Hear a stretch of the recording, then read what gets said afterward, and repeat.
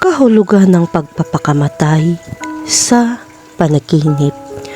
Ang panaginip tungkol sa pagpapakamatay ay kumakatawan sa isang bagay na hindi madali para sa atin harapin. Dahil dito ang mga panaginip tungkol sa pagpapakamatay ay nauugnay sa kamatayan mismo at kadalasan nagdudulot ito ng takot. Karaniwan ng panaginip na ito ay nagpapakita ng mga paparating na paghihirap. Maaaring ito ay isang pagkaantala sa paglutas ng problema. Ang mahalagang bagay ay huwag hayaan itong lumala at ito ay magiging isang bagay na mas komplikado. Ang panaginip tungkol sa pagpapakamatay ay nagdudulot ng mga hamon sa iyong buhay. Ito ay may kaugnayan din sa pag-aaral na maaari mong makuha sa pamamagitan ng pagmaster ng sitwasyon at pagiging matagumpay sa paglutas ng mga problema. Gayunpaman, makakatulong ito kung maaalala mo rin na hindi lamang ito ang kahulugan. Ang panaginip na ito ay madalas na dumating sa ibang konteksto. Ang anumang pagkakaiba-iba sa iyong mga panaginip ay maaaring magpahiwatig na may iba pang posibleng interpretasyon. Kahulugan ng panaginip tungkol sa makakita ng nagpapakamatay. Kapag nakakita ka ng isang tao na nagpapakamatay, ito ay isang bangungot. Ang panaginip na ito ay maaaring magpakita ng iyong takot dahil sa isang hindi kasiyasiyang sitwasyon na nagdudulot ng banta. Panahon na upang magsikap at subukang hawakan ang anumang darating ng buong tapang. Kahulugan ng panaginip tungkol sa gusto mong magpakamatay. Ang panaginip na ito ay maaaring isang pagnanais na nagpapababa ng iyong espiritu. Nangyayari ito dahil pakiramdam mo ay nakakabit ka sa isang kondisyon ng walang pag-asam ng tunay na pagbabago. Ang panaginip na ito ay nagiging simbolo ng paghahanap ng kalayaan.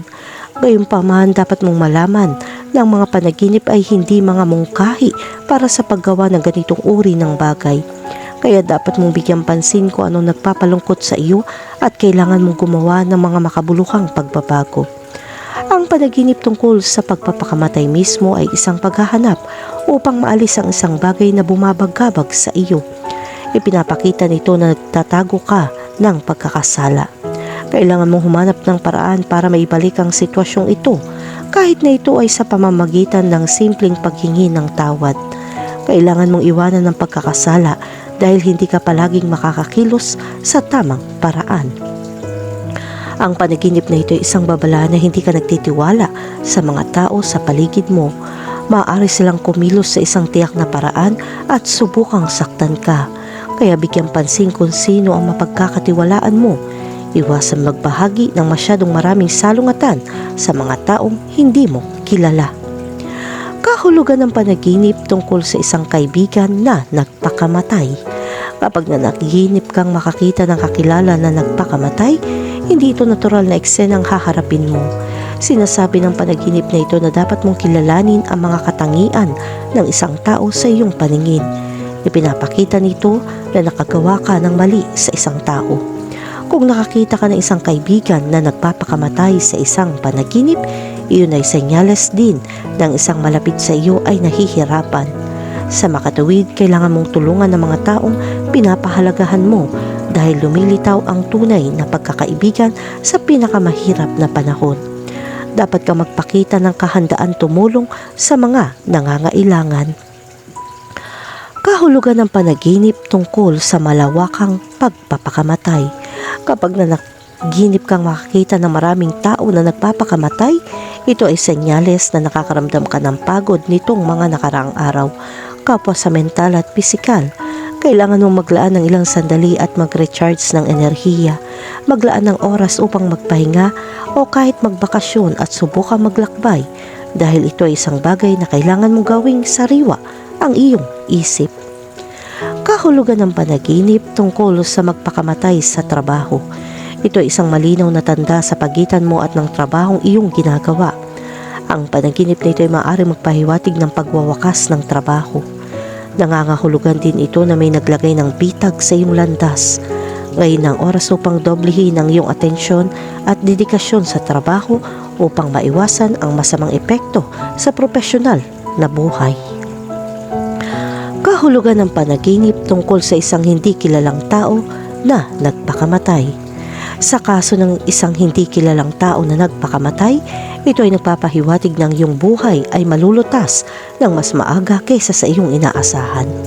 Gayunpaman, makakatulong kung nananatili kang nakatutok dahil naghihintay sa iyong tagumpay.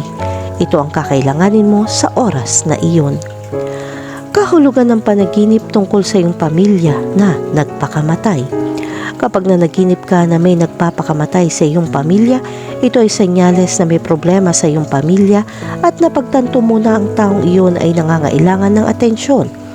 Maaaring hindi ikaw ang dahilan, ngunit ang taong iyon ay nangangailangan ng tulong at maaari mo itong ibigay. Ang panaginip na ito ay nagpapahiwatig din ng hindi pagkakasundo. Dapat kang manatiling kalmado at subukang humanap ng tagpuan para makamit ang kapayapaan ng hindi nagtatago ng masamang damdamin.